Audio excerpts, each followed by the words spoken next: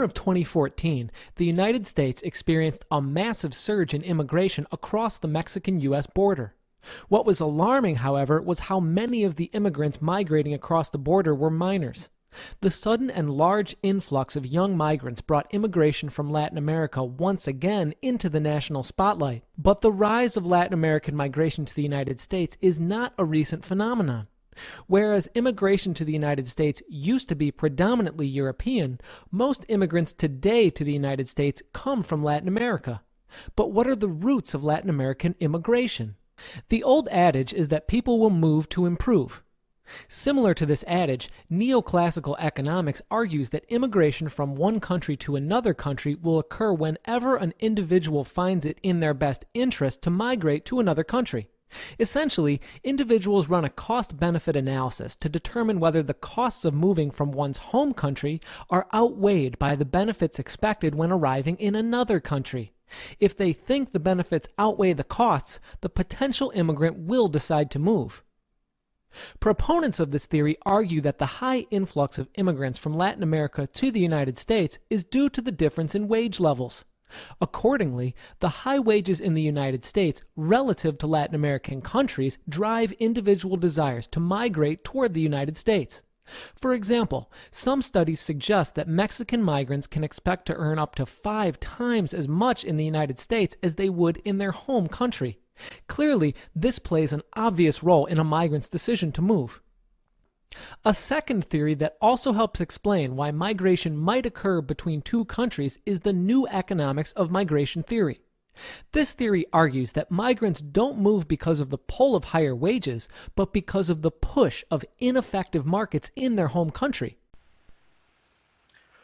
The rate of immigration from Latin America has increased dramatically when compared to other regions of the world over the past several decades. Immigrants were mainly of European descent in the 1800s, and starting in the 1960s, Mexican and Central American. Today, immigrants make up 13.5% of the U.S. population, and while the overall number of immigrants coming to the U.S. peaked from the year 2000 to 2005 at 5 million, it has been declining since. For all of Donald Trump's talk of building a border wall and deporting 11 million unauthorized immigrants, who are mainly Hispanic, and for all of the enduring contention over illegal immigration, immigrants to the U.S. are now more likely to come from Asia than from Mexico or Latin America. And compared with Americans overall, immigrants today are disproportionately well-educated and entrepreneurial. They are transforming the nation in ways largely ignored by the political jousting over how immigration is affecting America's culture, economy, and national security. A 2015 survey from the Pew Research Center tells us that Americans have complex views about immigrants living in the U.S. today. On balance, 45% of U.S. adults are somewhat more likely to say immigrants are making American society better in the long run, and 37% say they're making it worse. Yet these views vary widely by education, race, and party affiliation. And when asked what one word comes to mind when they think about immigrants, illegal is the one cited most often. Illegal immigration is difficult to calculate, even as it has been a major contributor to the growth of the U.S. Hispanic market.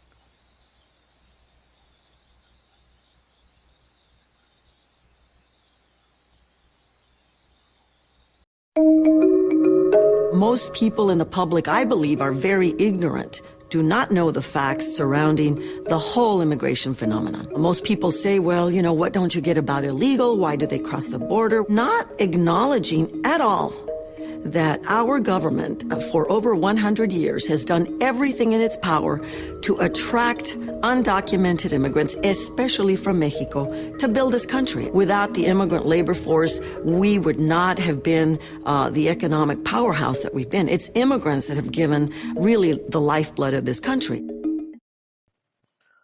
Now Hispanics literally and figuratively color the shape of cultural change in the United States. But this pattern of immigration hasn't been without its consequences for the immigrants who need to adjust to new cultural and social situations. Many of them experience a loss of identity and social structure, which needs to be rebuilt in the host country, usually through acquiring tools from the second culture. The United States benefits as it absorbs new cultural patterns through immigration and becomes more diversified.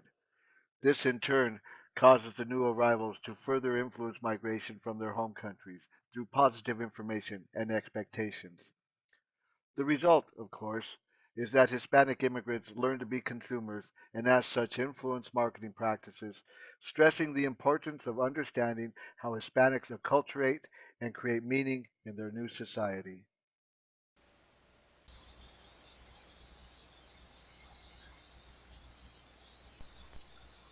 The process of change and adaptation from immigrants is stressful as they attempt to cope with language barriers, uncertainty, fear, hostility, loneliness, and a general lack of cultural support systems. This is especially true for those who come to the U.S.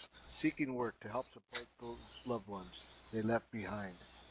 Their story is one of exploitation and extreme hardship, and while there are many misconceptions and myths about these workers, there is no doubt that Hispanic assimilation into the mainstream culture is extremely relevant to U.S. marketers.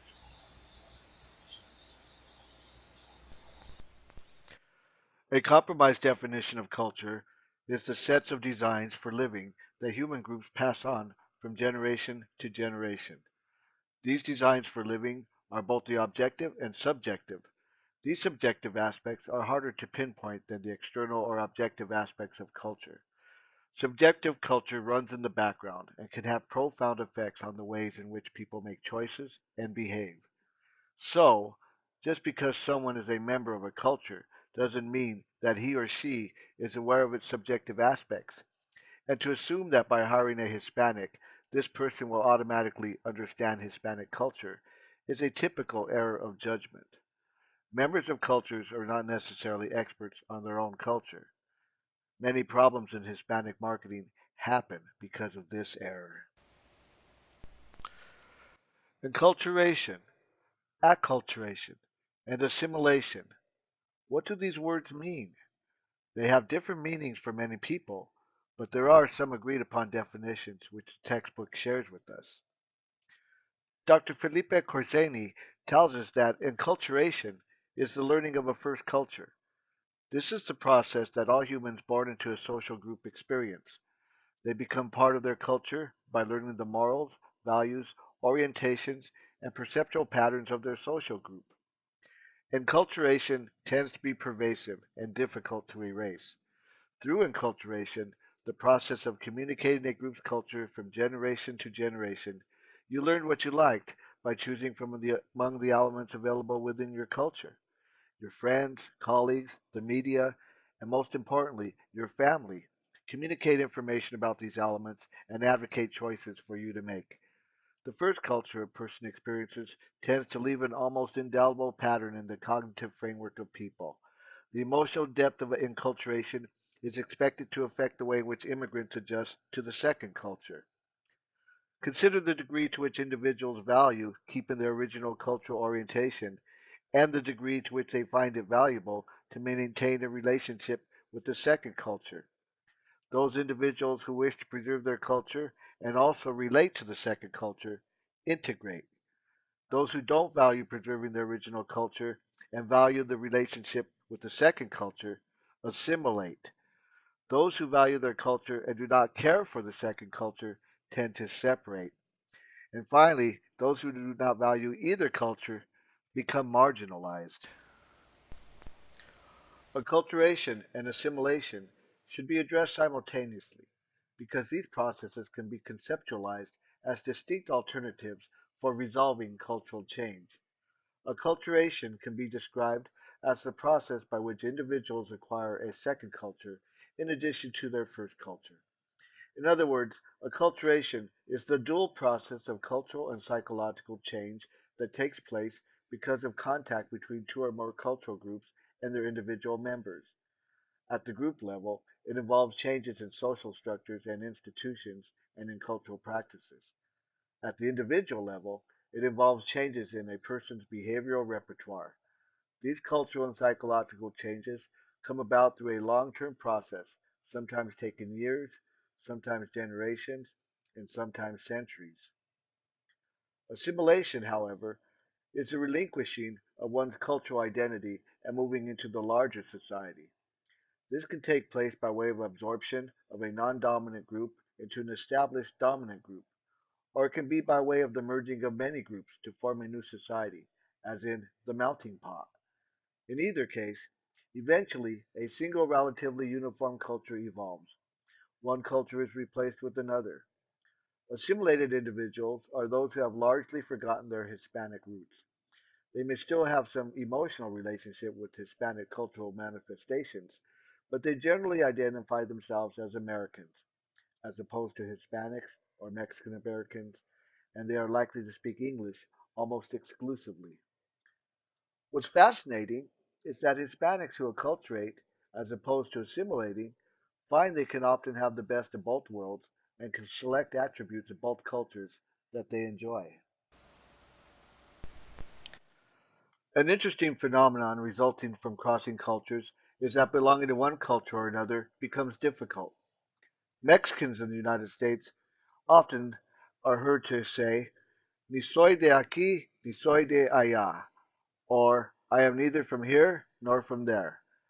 As immigrants move from one culture to another, they find that their culture of origin becomes more and more distant.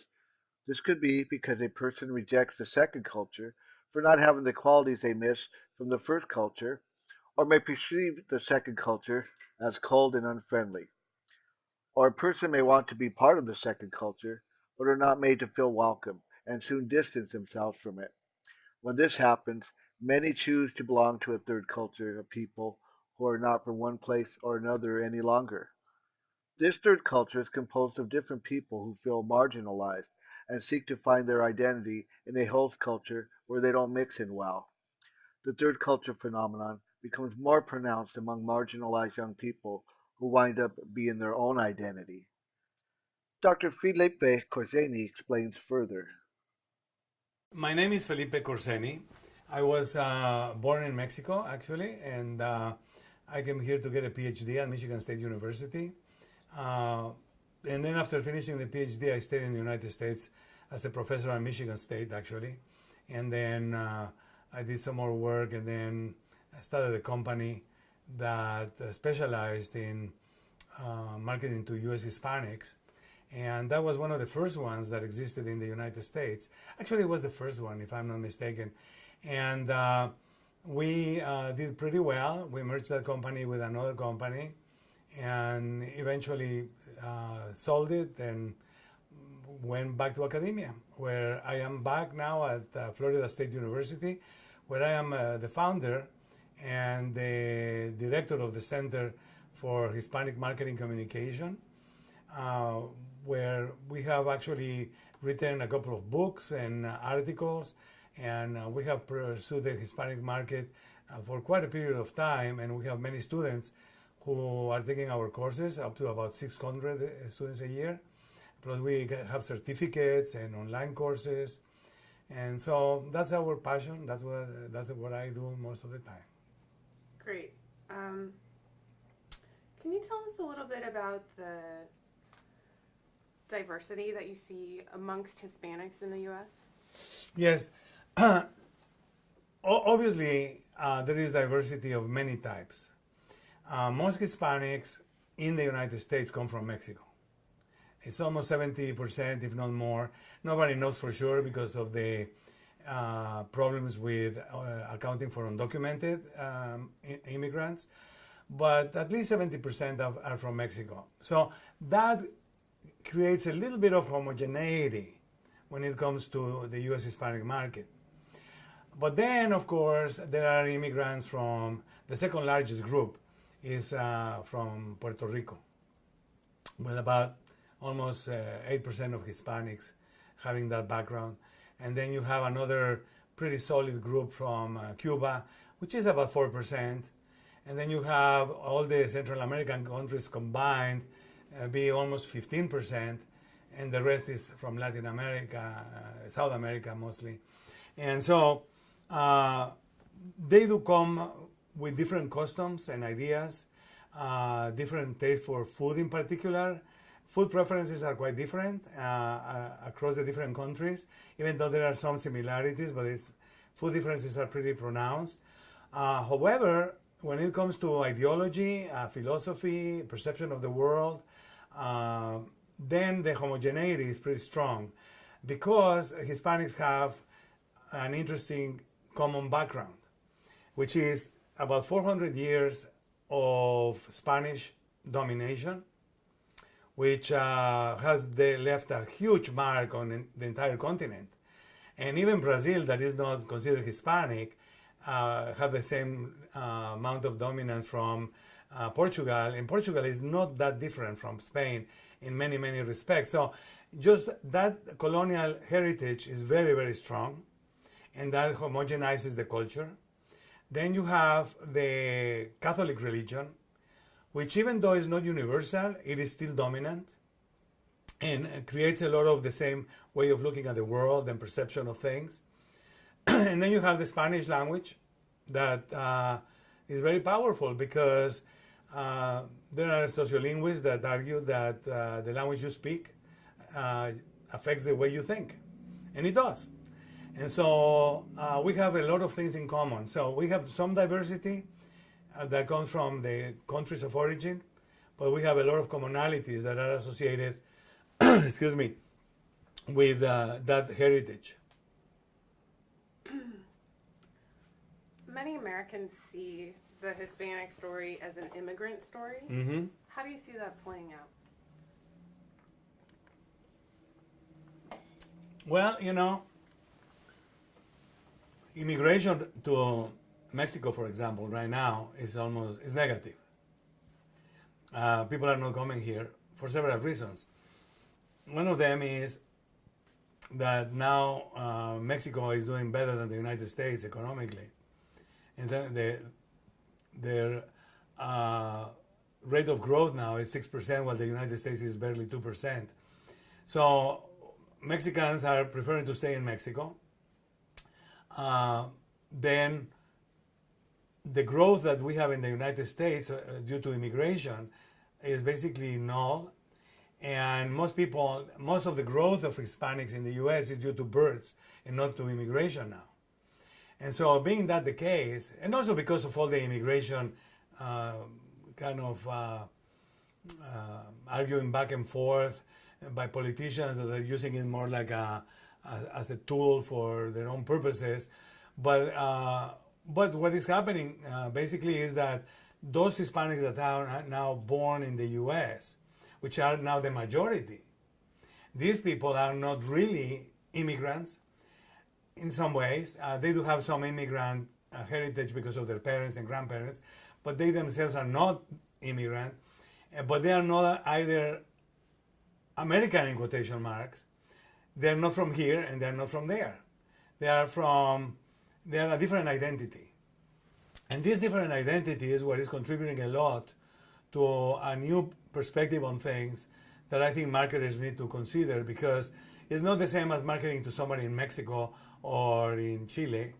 It is more about marketing to somebody that has a heritage in Latin America, but has the American experience, but it is not an American 100%, because if you read the literature on acculturation, for somebody to assimilate, you need the receiving culture to be extremely welcoming.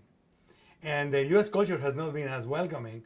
Consequently, that rejection creates a little bit of an identity in Hispanics that is separate from the mainstream, even though they might be born in the United States. A good example of what Dr. Korzenny is talking about is the Chicano movement. The term Chicano has been around for generations and has its origins among the Aztec Indians. However, during the 1960s, Chicano consciousness underwent profound changes due to political and social upheaval, such as the upsurge of civil rights struggles, the Delano grape strike of the United Farm Workers, the renewed immigration of Mexicanos after the Bracero program ended, the Vietnam War with its high death rate of Chicanos, and the surge of anti-imperialism in Latin America and Mexico. This led to a new militancy in the Chicano movement, which demanded an end to national oppression and suppression of its culture. Because of this, a new Chicano cultural re-identification with the nation of Mexico and a developing anti-imperialist culture arose. So essentially, third culture individuals are those who feel pride in their unique identity and either reject or are unable to identify with their culture of origin or the dominant culture of the United States. Marketers have learned to segment groups of consumers to develop products more accurately and customize marketing programs. In Hispanic marketing, there have been several efforts to segment Hispanics into categories like Spanish dominant, transitional, and English dominant. Spanish dominant consumers exhibit certain common behavioral patterns associated with their language behavior. Transitionals are the partially acculturated who are between cultural worlds. The English dominant are those who have technically assimilated. So, one end we have the completely Hispanic oriented, and on the other are the Anglo oriented. Clearly, there are variables in addition to language dependence that influence how people behave. Acculturation is not linear, but at a minimum bidimensional, if not multidimensional. It does not make intuitive sense that Hispanics would have to abandon their original culture to become increasingly acculturated. Acculturation should happen in a continuous and not a discrete fashion. This means that individuals can vary quite a bit among themselves, even in relatively homogeneous subgroups. As you can see from the graph, individuals can vary in their degree of belonging to each of the quadrants. These variables account for how an acculturated person can lean more toward the Hispanic end, be equally Hispanic and Anglo-oriented, or be highly Anglo-oriented and relatively low in their Hispanic orientation. This approach can be very useful in guiding marketers in identifying those more likely to purchase a product and what beliefs and values are associated with specific subsegments. The Hispanic marketing segmentation and the acculturation segmentation can also be combined with the life stage breakdown of 12 segments representing a finer view of Hispanic consumers. The specific characteristics of these segments are the young progressives, which are young people not yet in a committed relationship, the home builders, who are young couples, the hearth-hearted, which are families with older children, and finally, the prime of life category, who are older Hispanics. For example, Hispanic dominant home builders are likely to be the ones with mostly young children at home and of Mexican origin. This demographic would make them a highly desirable target for baby products. Understanding the life stage segments allows for the identification of multiple consumer attitudes and behaviors relevant to a marketer's strategy. Now we'll look at the concept of cultural tension combined with levels of acculturation. A low level of cultural tension is conceptualized as a lack of feeling of discrimination, close family ties in the U.S., unlikely to attend Hispanic events, less traditional, and feels comfortable with others who are non-Hispanic. A high level of cultural tension would be just the opposite. This segmentation approach is useful because it takes into consideration the degree to which Hispanics struggle with their identity in the United States. Acculturation is a two-way process in which society and the individual or groups of individuals interact. Marketers have scarce resources to make informed decisions about the Hispanic population, leading to the creation of commonly held misconceptions and stereotypes about the Hispanic market. The lack of awareness that stereotypes are generalizations is what most damaging to marketers. Whether media, advertising, or individuals project these stereotypes, they impact Hispanics' perceptions of themselves and how they believe society perceives them. Stereotypical characterizations can produce inaccurate and negative perceptions of Hispanics due to their lack of depth and the caricature-like characterizations in movies and in a lot of advertising. But stereotypes can also produce positive impacts on society when portraying groups of people as hardworking and productive. However, the appeal the Hispanic culture has had in the United States in the past few years supports the notion that an era of respect and diversity may be on the horizon. And negative stereotypes are turning into positive images, which can result in product trials and eventually brand loyalty. To further avoid those negative stereotypes, marketers must conduct the research necessary to portray the Hispanic market in a realistic and believable way. Hispanic consumers, who have had the advantage of higher levels of formal education, tend to be very critical of stereotypical representations. Many of these consumers tend to feel insulted by the characterization of Hispanics as rootless elites, suffering servants, hypersexual objects of desire, or just plain childish. These were the feelings which led to the demise of Frito-Lay's questionable product mascot, the Frito Bandito. The Frito Bandito was a classic Western movie stereotype of a Mexican bandit, complete with droopy mustache, unshaven face, unkempt hair, and even a gold tooth. He packed two big pistols, and, well, let's not forget his big yellow sombrero as well. These audiences felt that perpetuating the imagery of the Frito Bandito would hurt the public image of Hispanics. This is all beginning to change as marketers, guided by the discipline of account planning and research, have learned to establish realistic Hispanic characterizations which resonate with Hispanics and non-Hispanics alike. Indeed, many Hispanic cultural icons and entertainers have become aspirational not just to Hispanics, but to society at large. Hello, boys and girls. It's me, the Frito Bandito. You know what I heard about you? I heard you want to be a Frito Bandito like me. You too? Then you must sing the Bandito song. Let's sing together. You just follow the bouncing Fritos corn chips bag. Ay, ay, ay, ay. I am the Frito Bandito. I like Fritos corn chips. I love them, I do. I want Fritos corn chips. I'll get them from you. Ay, ay, ay, ay. Oh, I am the Frito Bandito. Give me Fritos corn chips and I'll be your friend. The Frito Bandito, you must not offend. Now, boys and girls, you are Frito Banditos too. You sing the Frito Bandito song, and you loco for crunchy Fritos corn chips. That's nice. Munch, munch, munch a bunch of Fritos corn chips. Munch, munch. To be sure, the images of short, fat, lazy, sleazy, drunken Hispanics cannot have helped Hispanic self-esteem or sense of pride. But the more recent representations of successful Hispanics seem to be reversing this and is closely related to the courting of Hispanics by the major companies and their marketers. Stereotyping is not necessarily negative and certainly not avoidable, but it is not the stereotypes that do harm, but prejudices and a lack of awareness that stereotypes are just generalizations.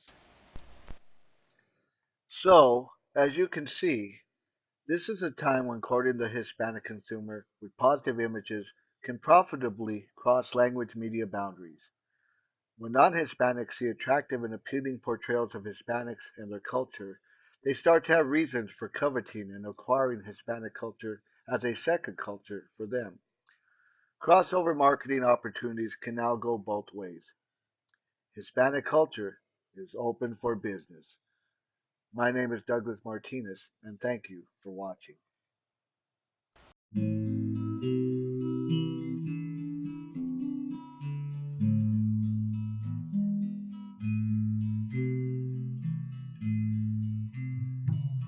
Up to California, From Mexico you come to the Sacramento Valley to toil in the sun. Your wife and 7 children, they're working everyone. And what will you be giving to your brown-eyed children of the sun?